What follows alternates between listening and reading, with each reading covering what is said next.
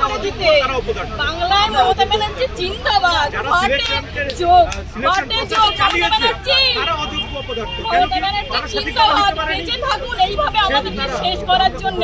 হাততালি আপনাদের জন্য, হাততালি। আমাদেরকে আপনি লাশের পর লাশ দেখবেন, এবার আবার লাশের পর লাশ দেখবেন, এটাই হচ্ছে আপনার মানে কৃতিত্ব। পুরো বাঙালিকে আমাদের নতুন প্রজন্ম আমাদেরকে পুরো শেষ করে দেওয়া হলো। এবার আপনি খুশি তো? জিতে গেছে তো আপনাদের বাম আমলের প্রতিশোধ নিতে। আপনারা যে খুলে আম দুর্নীতি করেছেন, কি ভেবেছিলেন বাপের উপর বাপ হয় না?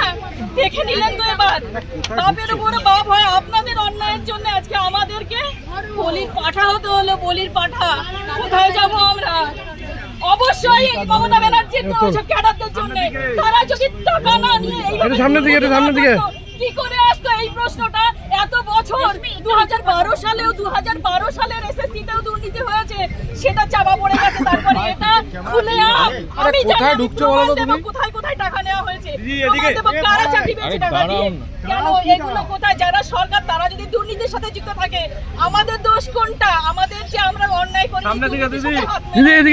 তারপরে আমরা যে এইখানে এসেছি, এই যে অবশ্যই মমতা ব্যানার্জির লোকেদের যারা দুর্নীতি করেছে, তৃণমূলের এটা হাজার বার তৃণমূলের যারা খুলে আমারও অফার এসেছিল টাকা দেওয়ার জন্য, আমি যাইনি।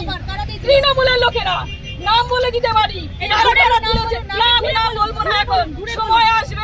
সময় আসবে সব মরণ কামড়। এতদিন কি আমরা সবাই চুপচাপ ছিলাম? এবারে মরণ কামড় দিয়েই তারপর মরবো। মরে তো যাবো, এছাড়া এইভাবে আমরা বাড়িতে তো আর ফিরতে পারবো না। অনেক কষ্ট করে 29 বছর বয়সে এসে আমি চাকরি পেয়েছি। 29 বছর বয়সে এসে 2012 সালে সেই আরএলএসটির পরে এই 19 সালে আবার নিয়োগ হলো। 7টা বছর পর সে সময়ও দুর্নীতি হয়েছিল, এবারও হয়েছে। এত বছর পরে 29 বছর জীবনের শেষ সময় এসে আর আমরা কি দাঁড়াতে পারি?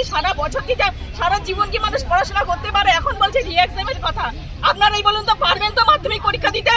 পারবে তো? ওরা যারা কথা বলছে তারা মাধ্যমিক পরীক্ষা আবার বসতে